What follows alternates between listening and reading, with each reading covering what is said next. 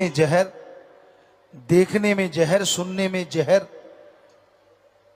तो नेचुरली कहर बरसता है। इंसान की भावनाएं ऐसी हो गई हैं, इंसान की सोच ऐसी हो गई है, वो मतलब परस्त हो गया है, स्वार्थी हो गया है।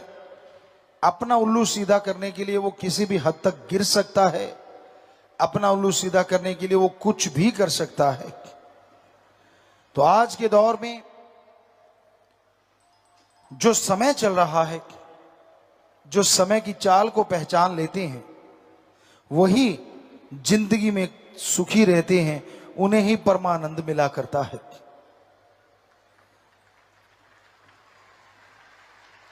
और समय का दौर ऐसा है, पहले कैसा था आज कैसा है। पहले बच्चा होता था तो लोग सोचा करते थे मेरा बच्चा होके इंसानियत के झंडे बुलंद करेगा,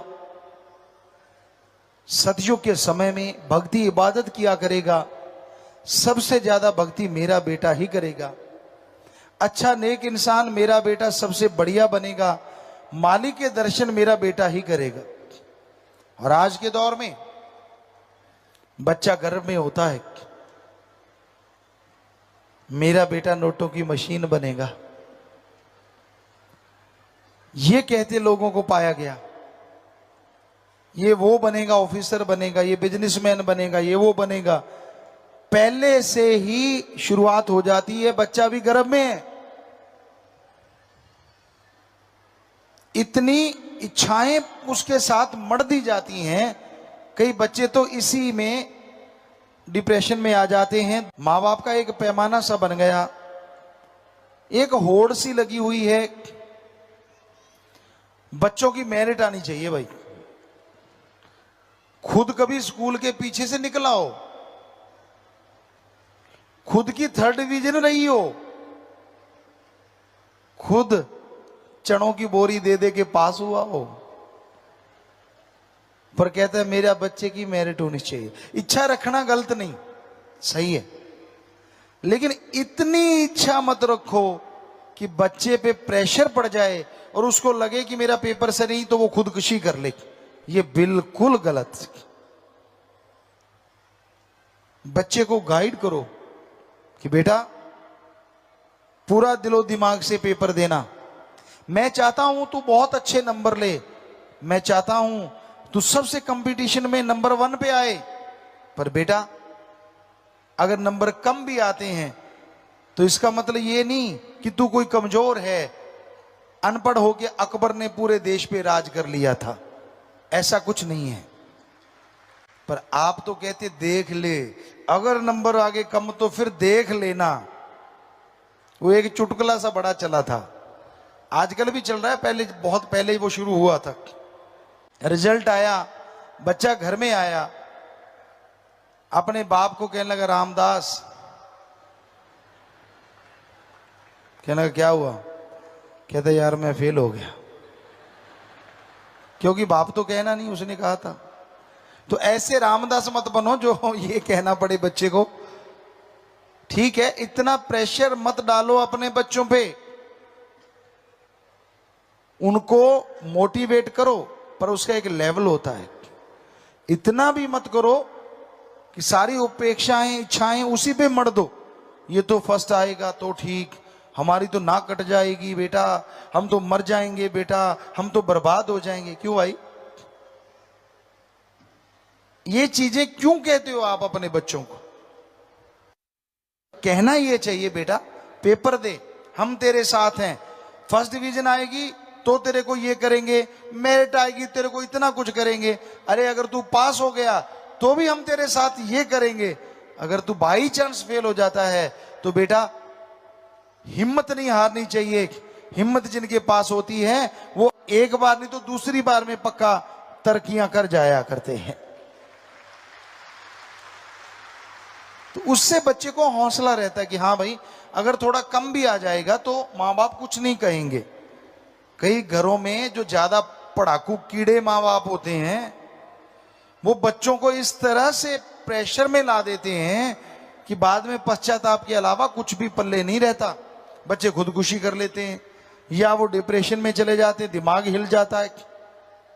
मोटिवेट करने का तरीका होता है, सही ढंग से मोटिवेशन करना चाहिए। मोटिवेट करो उसको कि हाँ बेटा, तू इस तरह से पढ़ा कर, सुबह 2 घंटे, शाम को 2 घंटे कम से कम। छोटी क्लासें जो हैं, कोई इंजीनियरिंग या कोई डॉक्टरेट कर रहा है तो उसको कहो बेटा ये तभी ले अगर तू 8-10 घंटे पढ़ेगा। 3-3 घंटे करके पढ़ ले, 2-2 घंटे करके पढ़ ले। ये नहीं कि 10 घंटे इकट्ठा ही पढ़ ले।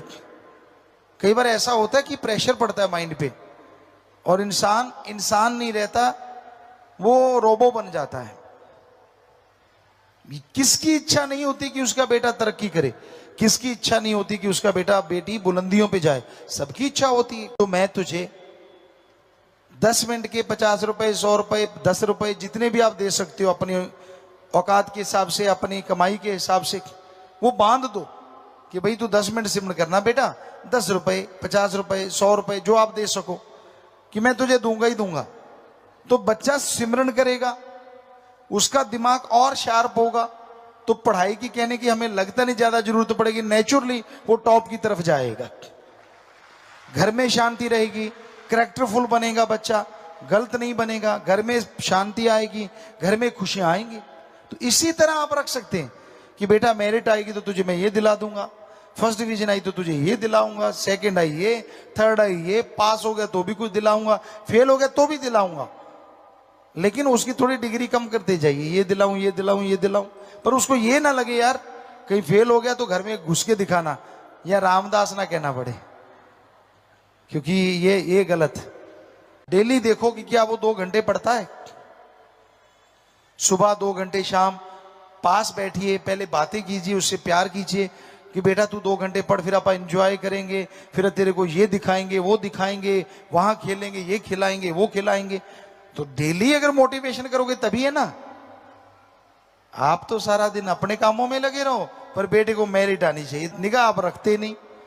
तो माँ बाप का फर्ज है कि वो अपने बच्चों पे 100% ध्यान दें, उनको बताएं कि आपने कैसा बनना है, आपने क्या करना है।